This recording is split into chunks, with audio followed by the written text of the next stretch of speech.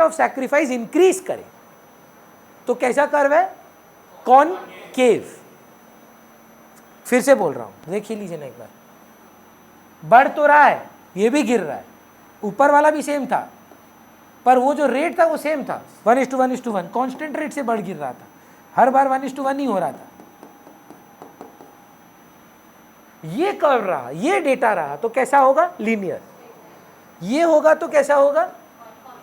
अब देखिए ये सिचुएशन, अंकुश फिर पूछिएगा कि क्यों, पर अगर ऐसा है 10 पे 0, 1 पर 6, पहली बार में कितना सैक्रिफाइस करना पड़ गया, 1:4। अब 2 पर 3, 3 पर 1, रेट ऑफ सैक्रिफाइस क्यों ऐसा हो रहा है उस पर मेरे पे कॉन्फिडेंस रहिएगा, हम आपको जस्टिफिकेशन देंगे। पर रेट ऑफ सैक्रिफाइस बढ़ रहा है कि गिर रहा है, बोल रहा है अगर ऐसा है तो आपको एक कॉन्वेक्स कर्व आएगा, बेंडिंग इनवर्ड होगा। So if I ask you when will a curve be linear, what would be your answer, when the rate of sacrifice is constant. When will the curve be concave, when the rate of sacrifice is increasing, rising, and when will it be। तो अब एक काम करते हैं, बात करते हैं अंकुश के सवाल के लिए। तो हमको लगता है कि ये एग्जाम्पल जो है बुक में भी है, और हम आप जो आपको पढ़ा रहे हैं उस डिस्कशन का नाम लिखना अभी नहीं है, हम डिक्टेट अलग से करेंगे। It's called production possibility curve. एक देश का क्या प्रोडक्शन पॉसिबिलिटी कर्व है, क्या क्या 2 गुड्स में प्रोडक्शन किया जा सकता है। So we have to make 2 goods. ये देश देख रहे हैं भैया, हम लोग है ना, ये हम इंडिया है, हमारे पास ऑप्शन है, या तो हम गन बनाएं या तो हम बटर बनाएं। हमारी कुछ रिसोर्सेज इस रूम में है, हमारी कुछ रिसोर्सेज उस रूम में है, ठीक। अंकुश इस रूम में बटर बनता है, उस रूम में बंदूकें बनती हैं। ये रूम मक्खन के लिए रखा है और वो रूम गन्स के लिए रखा गया है। हम दोनों बनाना जानते हैं, हम 2 ही बना सकते हैं, हमको और कुछ आता भी नहीं। तो पहला एक अली बोल रहा है कि भैया काम करते हैं ना, गन्स एंड बटर देखते हैं और एक काम करते हैं, सिर्फ बटर बनाते हैं। अगर अपने सिर्फ बटर बनाएंगे 10 किलो या 10 मिलियन तो गन कितना बनेगा। तो हम अली से पूछते हैं ये क्या है अली, बोला भैया कॉम्बिनेशन है, मतलब तात्पर्य, बोला ये सब रिसोर्स को इस रूम में बैठा दीजिए, गन वाला रूम को खाली रहने दीजिए, गन वाला रूम से सारा मशीन सारा सब कुछ इधर ले आइए, जो कुछ बनाइएगा वो बटर के लिए इस्तेमाल करिए। हम बोले डन। बोला लेकिन एक बात बता, थोड़ा डिफेंस रखना तो चाहिए, अगर कोई लड़ाई हो जाए, अगर कोई थ्रेट करे तो फिर हमारे पास भी तो कोई डिफेंस के लिए सामान होना चाहिए। बोलते ठीक है भैया एक काम करते हैं, 1 मिलियन गन बना लेते हैं। तो फिर यहाँ हेड ऑफ कंट्री मान लीजिए अली जी आके बोलते हैं तुम लोग में से मक्खन वाला आदमी लोग जो काम कर रहा है में से किस किस को गन का काम आता है, उठो उस रूम में चलो।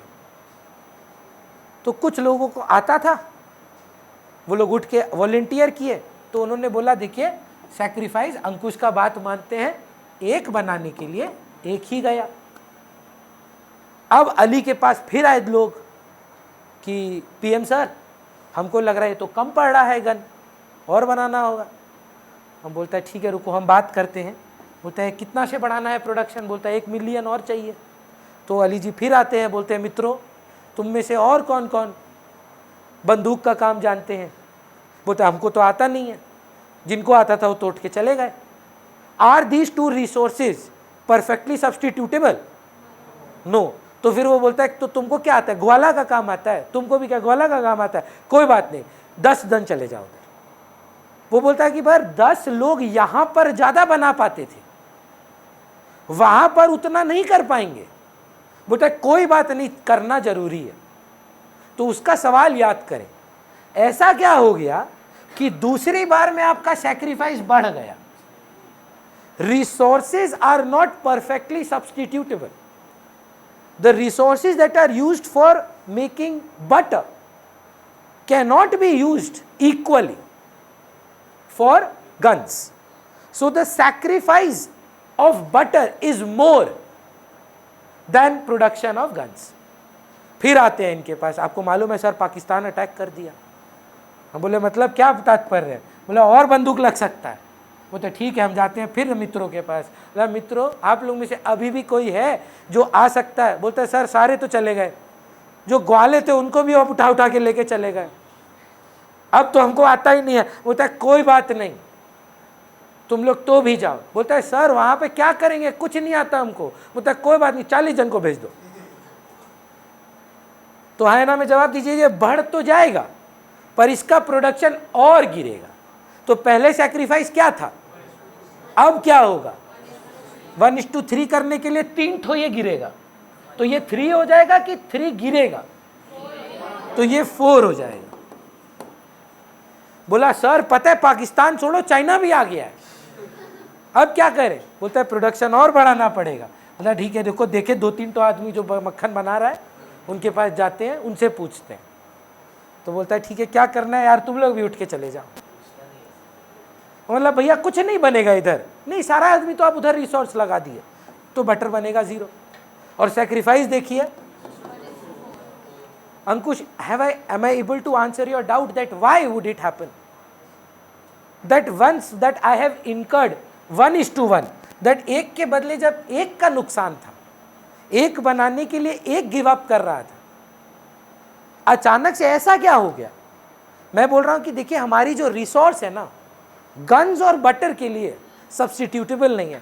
सारा ma'am what would be the shape of this PPC, production possibility curve, if our sacrifice is increasing? फिर से सोचिए, लिखे थे क्या? नहीं ना, मना किए थे। एक बार चलिए वापिस आते हैं। ये ना स्मार्ट बोर्ड का बेस्ट फीचर है। हम बोले थे कि अगर रेट ऑफ सैक्रिफाइस गिरे तो कॉन्वेक्स, अगर रेट ऑफ सैक्रिफाइस बढ़े कॉनकेव। तो हम क्या बोले हैं अभी? लीनियर में rate of sacrifice is constant, rate of sacrifice is rising, rate of sacrifice is decreasing. फिर पूछते हैं यहां पर रेट ऑफ सैक्रिफाइस इज कौन डिक्रीजिंग? देखो तो 1:1, 1:2, 1:3, 1:4। सैक्रिफाइस गिर रहा है कि बढ़ रहा है? पक्का। तो शेप बनेगा कॉनकेव। तो आपका पहला सवाल आता है what are the 2 properties of PPC? कुछ मत लिखिए अभी, सिर्फ सुनिए। What are the 2 properties of PPC? इसका नाम क्या याद है? Production possibility curve. What are the possibilities that you can have for 2 commodities at a given resource? एक तो इनवर्स रिलेशन, डायरेक्ट कैसे हुआ? पॉजिटिव तो नहीं है मैम, देखिए एक बढ़ रहा है दूसरा गिर रहा है। Resources are limited, it is not that कि गन्स का प्रोडक्शन भी बढ़ेगा बटर का प्रोडक्शन भी बढ़ेगा। अगर कुछ पाएंगे तो कुछ खोना पड़ेगा। तो फर्स्ट पॉइंट आप एकदम करेक्ट बोले हैं, that inversely related. Second, it is concave to the origin. All PPCs that we study are concave to the origin because resources are not perfectly substitutable. Ma'am, what would be your answer if instead of guns and butter we were doing cheese and butter? I think it would be a linear curve. The resources used to extract cheese and the resources used to extract butter are the same. So I think that it would be perfectly substitutable. So we study what? Concave PPCs, मतलब not सब्स्टिट्यूटेबल है। बोलिए आप कुछ पूछेंगे? तीनों ma'am, linear भी, linear भी, एक को पाने के लिए अगर एक बढ़ाएं पर रेट ऑफ सैक्रिफाइस सेम कर दें, तीनों डाउनवर्ड स्लोपिंग है। मैंने आपको सबसे पहले डायग्राम में यही बताया था कि तीनों डाउनवर्ड स्लोपिंग है। मैंने आपसे बोला था ये भी डाउनवर्ड स्लोपिंग है, मैंने आपको बोला था ये भी डाउनवर्ड स्लोपिंग है, मैंने आपको बोला था ये भी डाउनवर्ड स्लोपिंग है। तीनों ही डाउनवर्ड स्लोपिंग है, तीनों ही इनवर्स है। पर एक में रेट ऑफ सैक्रिफाइस कांस्टेंट था, लीनियर होगा। एक में रेट ऑफ सैक्रिफाइस गिरता है, कॉन्वेक्स होगा, कॉन्वेक्स होगा। एक में रेट ऑफ सैक्रिफाइस बढ़ता है, कॉनकेव होगा। चेक, डिफिकल्ट क्वेश्चन है, सिलेबस में है नहीं, पर एक बार एक स्कूल में LSA में ही पूछ लिया, when can the PPC edge पर you be convex? Don't say when the rate of sacrifice is falling, that is very obvious. उनका आंसर चाहिए था उनको, if somehow the rate of technology और has been some new invention has been achieved. बोल रहा है कि पहले सैक्रिफाइस क्या होता था 1:4, अब कोई टेक्नोलॉजी आ गई है बढ़िया, तो रेट ऑफ सैक्रिफाइस बढ़ जाएगा कि गिर जाएगा? कम हो जाएगा, तो कॉन्वेक्स मिल जाएगा। समझ पा रहे हैं मैम? तो रेट ऑफ सैक्रिफाइस के ऊपर भी कभी कभी सवाल पूछा जा सकता है। पहला काम करते हैं, लिखते हैं व्हाट इज अ PPC। लिखिए, a production possibility curve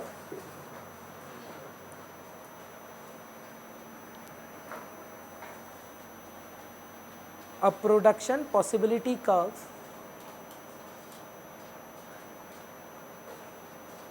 refers to,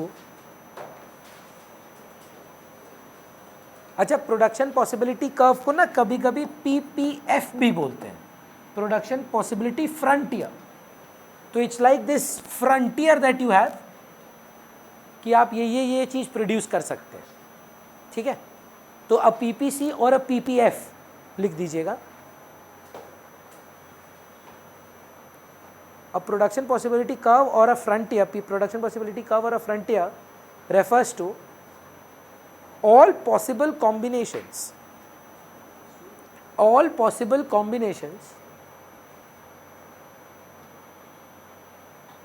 a country has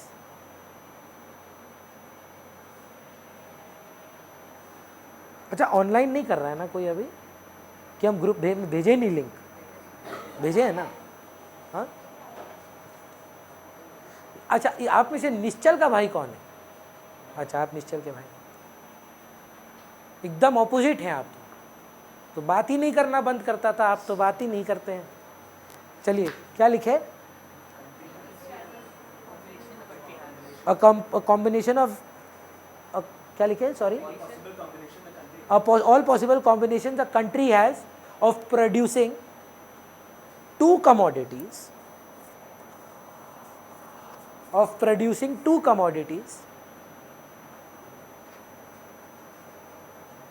with a given का मतलब इकोनॉमिक्स में फिक्स्ड होता है, with a given amount of resource।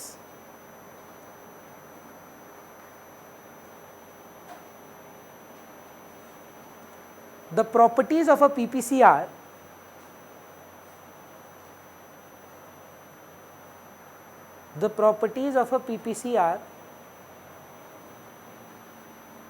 number one, it is downward sloping.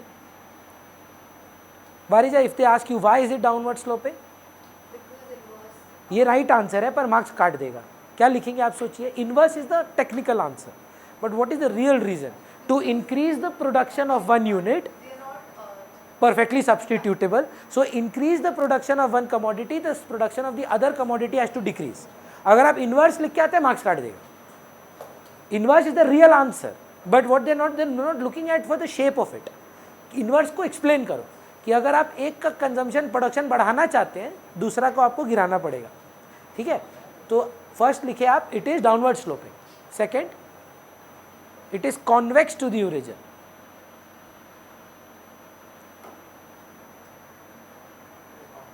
The origin.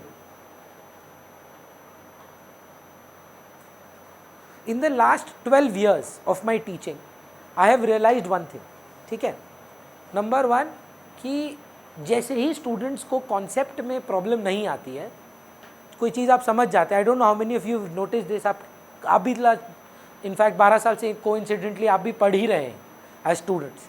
The moment you are okay with the concept, they will try to flummox you, fix you, fox you with English। अंग्रेजी में घुमाएगा। अगर आप अंग्रेजी भी tackle कर लेते हो तो मैथ में घुमाएगा। So that is the idea of education, I think that we have focused on. If by chance आप पढ़ रहे थे ना, वो क्या बोलते हैं उसको, एरिया फेरिया निकालते हैं जिसमें मेंसुरेशन। अब सोचिए आप वो कर रहे हैं, अब ना मस्त एकदम आप सीख गए हैं कि 2 into लेंथ into ब्रेथ, ये वो है, फिर क्या करेगा? बोला एक तो फील्ड है, फील्ड में आधा फील्ड में फुटबॉल हो रहा है, आधा फील्ड में क्रिकेट हो रहा है। वहां एक तो छोटा आदमी बैठा है, उसको उधर एक घर बनाना है, कितना एरिया फेंस कराना होगा, क्या कर रहा है वो, अब आपको इंग्लिश में फंसा रहा है। The moment you understood concepts they will try to trick you with the language. Language हो जाने के बाद ये सब बात करेगा, it is twice the value of the flat next to the building, so they will try to fix you with the math problem. So what I am telling here is that they will ask you that why is it downward sloping. They will ask you why is it downward sloping. You can't just say it because it is inverse. You will have to say to increase the production of one commodity, we have to decrease the production of the other commodity, right? They will ask you why is it convex. अब आप लिख के आएंगे जो मैं बोला, because rate of sacrifice is, देखिए concave, concave लिख, हम कॉन्वेक्स गलत बोल दिए हैं लगता है, हम कॉन्वेक्स बोल दिए थे क्या, I am so sorry. Actually उसका वो लिम्का देख के ललचा गए ना, तो इसीलिए गलत बोल दिए। It is concave to the origin, not convex. नहीं, हमारे कंट्री में या हमारे रिसोर्सेज के हिसाब से resources are not perfectly substitutable. Guns और बटर में आप बेटर कैसे होंगे, जनरली मतलब they are not equal, so concave ही होगा। उसको प्लीज काट दीजिए, मेरा गलती है, it is concave to the origin, होता ही नहीं है सर, ठीक है। हमको एक बात बताइए, बहुत इंपॉर्टेंट सवाल है जीवन में, हाँ, what is the capital of Iceland? अच्छा ठीक है, what is the capital of कोई भी कंट्री बताइए जहाँ आप गए, थाईलैंड, बैंकॉक है ना, पर गए नहीं तो पता कैसे आपको, क्यों जान रहे हैं, क्या होगा जानकर, अब तो गए नहीं। तो कई बार क्या होता है, दो रीज़न है, और ये क्वेश्चन मेरा भी था, तो आप घबराइए मत कि अगर आपको ये मन में आ रहा है, तो हम आपको बताते हैं जो मेरे टीचर ने मेरे को सिखाया था, और हम ये बिलीव करते हैं इस कॉन्सेप्ट में। कई बार हम कोई चीज़ को पढ़ते सिर्फ इसीलिए क्योंकि वो डिफ़िकल्ट है। तो कॉन्सेप्ट हमारे एजुकेशन का ये है कि ये बच्चा अगर इतना डिफ़िकल्ट कॉन्सेप्ट समझ पा रहा है, तो अगर फ्यूचर में सेल करना होगा कोई सामान तो वो भी कर लेगा। हम ये नहीं पढ़ रहे क्योंकि ये काम आएगा, हम ये पढ़ रहे हैं क्योंकि इतना कॉम्प्लिकेटेड बात अगर आप समझ सकते हैं तो फ्यूचर में कोई और कॉम्प्लिकेटेड अगर बात आएगा तो वो भी आप टैकल कर पाएंगे। We are not trying to teach you the rules of PPC, we are trying to teach you that if something like this happens, if you can understand this, तो reality is much easier than this। पर अगर आप यहाँ गड़बड़ा रहे हैं तो reality में भी गड़बड़ाएंगे, है ना। रियल लाइफ में जो आपको तकलीफें आएंगी वो किताबों में डालना तो पॉसिबल नहीं है, नहीं तो प्रॉब्लम नेक्स्ट क्वेश्चन होता है, why did he break up with me, या why did she leave me, उसका आंसर अलग होगा। Rate of sacrifice is different, है ना, she wants other things in life. वो बोल रहा है अगर ये आप समझ जा रहे हो वो तो कुछ भी नहीं है, तो ये कारण है। तो आपके अगर मन में ये आता है ना, यार ये पढ़ क्यों रहे हैं अगर होता नहीं है, ये लॉग और डिफरेंशिएशन जीवन में तो कहीं काम आएगा नहीं, क्यों पढ़ते हैं? रीजन बहुत सिंपल सा है मैम, अगर आप ये समझ जाते हो वो भी समझ जाओ, आप यही नहीं समझ पा रहे हो वो क्या समझोगे? तो इसीलिए पढ़ रहे हैं, not because it is going to be used, because it is difficult, and if you can manage difficult things now you will manage difficult things in future also. चलिए तो कहाँ थे हम लोग? वाई इज इट कॉन्केव पूछेगा, और आप क्या लिखेंगे Ali? Because the rate of sacrifice is increasing, zero. बोला पर अभी तो भैया आप ये आप घड़ी घड़ी बात बदल देंगे तो कैसे चलेगा? नहीं नहीं, यही आंसर है, पर उनको चाहिए अंग्रेजी बढ़िया। बोलता है उसको आज से रेट ऑफ सैक्रिफाइस का दूसरा नाम is called marginal rate of transformation. बाप रे बाप,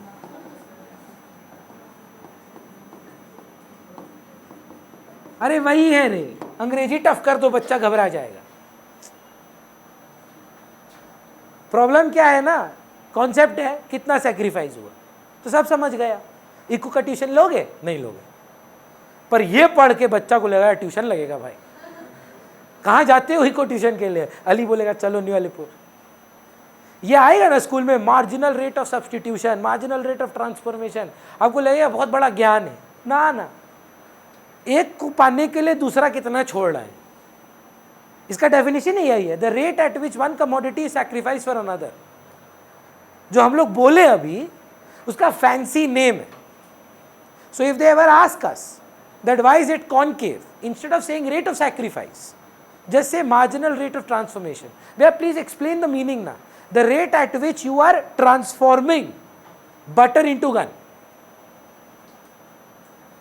How much of butters or kgs of butter are being transformed into one gun every single time? In first case 1, in the second case 2, in the third case 3, because it was rising now. So this is nothing but that rate of change. तो इसको लिख लें आप, the rate at which one commodity is sacrifice for another, the rate at which one commodity is sacrifice for another is called marginal rate of transformation.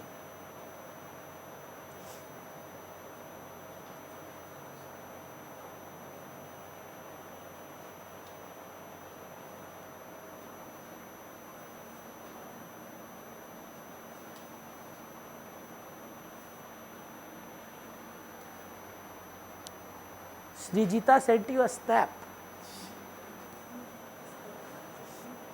कौन है? हम नहीं जानते। क्लियर है मैम? अच्छा ध्यान से सुनिएगा जो अभी मैं आपको बोलने वाला हूँ। अच्छा नहीं, लास्ट क्या लिखे हम लोग? रेट ऑफ, हाँ चलिए। तो sir can I ask for advice, matlab this advice was important to me 12 years ago, but to make you understand this concept I need the same advice now. So when I started teaching I was doing a full-fledged job, ठीक है, ये information necessary है आपको। तो मेरी qualifications के हिसाब से मेरे को एक 30,000 rupees का job मिला था, and I was doing well for myself। 30,000 rupees, I was what, 21 years old, 12 साल पहले exactly. And this place that you are seeing belongs to my parents. So this place was on rent, यहाँ कोई couple रहते थे and they used to pay around 20,000 rupees rent. So अचानक से मैं मुंह उठा के अपने पेरेंट्स को फेस किया और बोला नहीं होगा हमसे जॉब, हो नहीं रहा हमसे, हमको पढ़ाना है।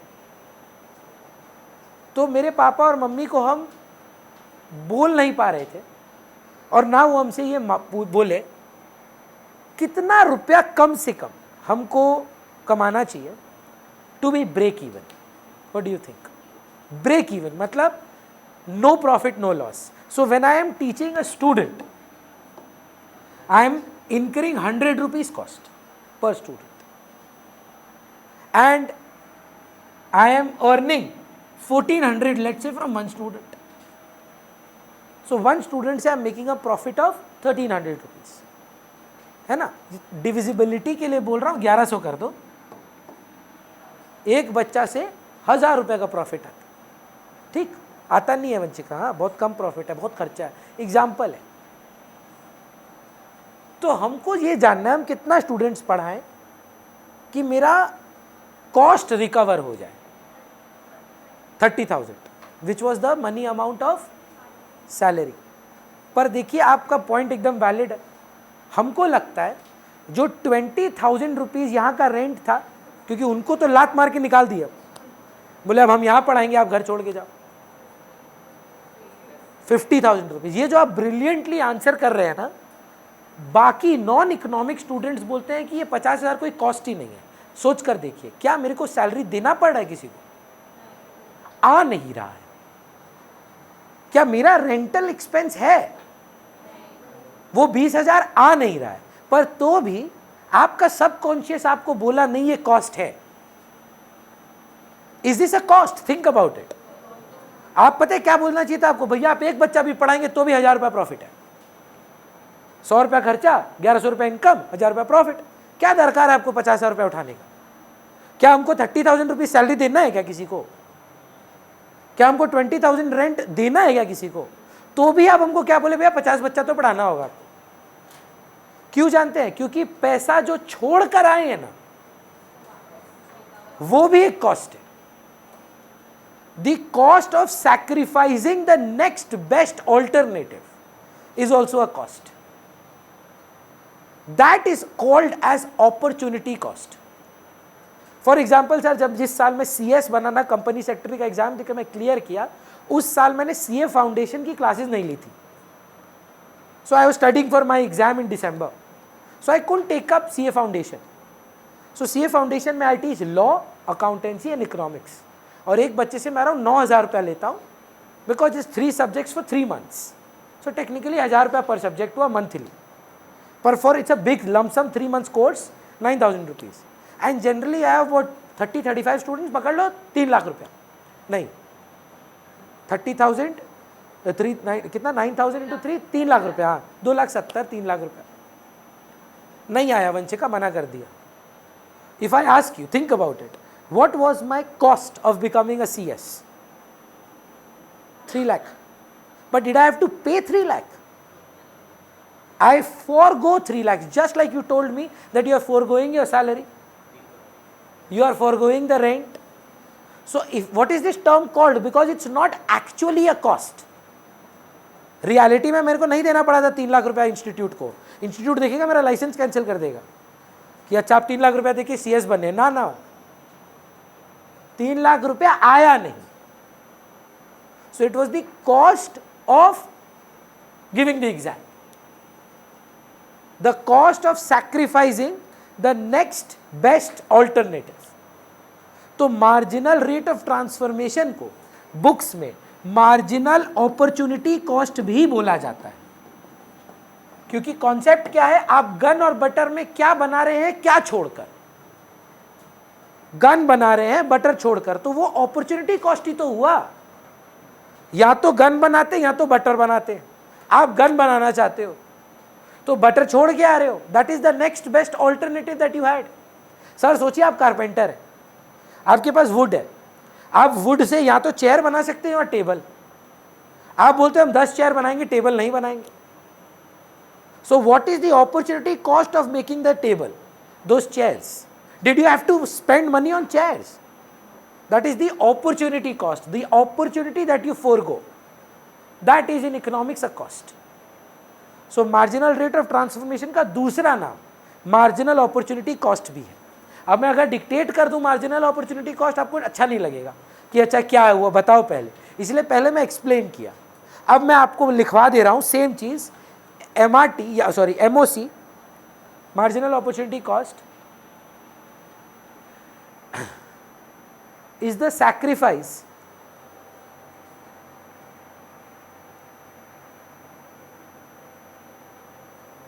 of one commodity to produce another, exactly like MRT, same definition।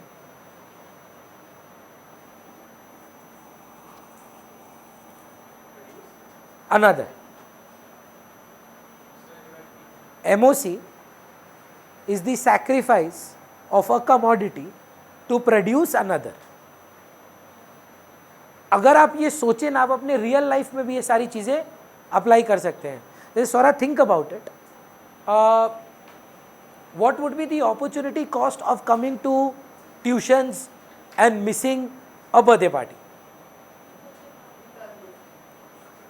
या द अमाउंट ऑफ फूड और party that you would have done. Every single thing would have an opportunity cost. अगर 10 रुपये वो कोल्ड ड्रिंक पीना है, अब Limca खरीदते हो, पेप्सी नहीं लेते हो। अब पेप्सी कॉस्ट नहीं है, अपॉर्चुनिटी कॉस्ट है। The next best alternative was Pepsi. आप मेरा ट्यूशन ज्वाइन करते हो, ma'am I believe and you should have looked for other alternatives also, और आप दूसरा नहीं जाते हो दूसरे टीचर के पास। So joining my tuition is your cost, but what is your opportunity cost? What have you missed the other teacher, है ना? So whatever is the next best alternative. जैसे बच्चे बोलते हैं भैया हमको ना या CA करना है या MBA करना है, तो आप CA चूज करते हो सपोज, और MBA के करते हैं आप, तो आपको जॉब ऑफर आता 20 लाख का। So to become a CA, what have you given up? So that is your opportunity cost. Accounts वाले इस पर हंसते हैं, बोलते हैं ये कोई कॉस्ट नहीं, फालतू में इको मेथड आप लोग बोल रहे हैं, ये नहीं होता तो ऐसा होता और ये कॉस्ट बना दिए। इसमें ये इसीलिए ये अकाउंट्स में रिकॉग्नाइज नहीं होता है, नहीं तो हर चीज का हो जाता है। आज आलू नहीं खाए भिंडी खा लिए कॉस्ट हो गया। बट इकोनॉमिक्स में we consider it as a cost कि this is the next best alternative sacrificed, so we should consider it, at least know it, it helps in decision making. बोलिए। तब आप क्यों दूसरा चूज करते हैं मैम? अगर सीए बन के आपको 40 लाख, एमबीए करके 40 लाख मिलता है और सीए बन के आपको 20 लाख मिलता है, तब आप ऑब्वियसली एमबीए चूज करेंगे ना। अब वो तो देखिए फ्यूचर में आपको पता नहीं है उसका क्या कर सकते हैं, पर अगर ऑलरेडी आप जानते हैं डिसीजन मेकिंग के लिए, तो आप हायर वाला पहले चूज करेंगे, लोअर वाला आपका नेक्स्ट बेस्ट ऑल्टरनेटिव होगा। हाँ, तो सोच कर देखिएगा, सपोज ऐसा 10 साल, कितने साल के आप, मतलब 15 साल बाद 4 विवाह का आपके पास वो आता है बायोडेटा, 3 को आप लात मारते हैं, को सिलेक्ट करते हैं, तो जिन प्रिय इंसान को आप सिलेक्ट करेंगे वो क्या हो गए आपके कॉस्ट, मतलब मेन इंसान, और जो 3 रिजेक्ट हो गए वो अपॉर्चुनिटी कॉस्ट हो गए। सॉरी,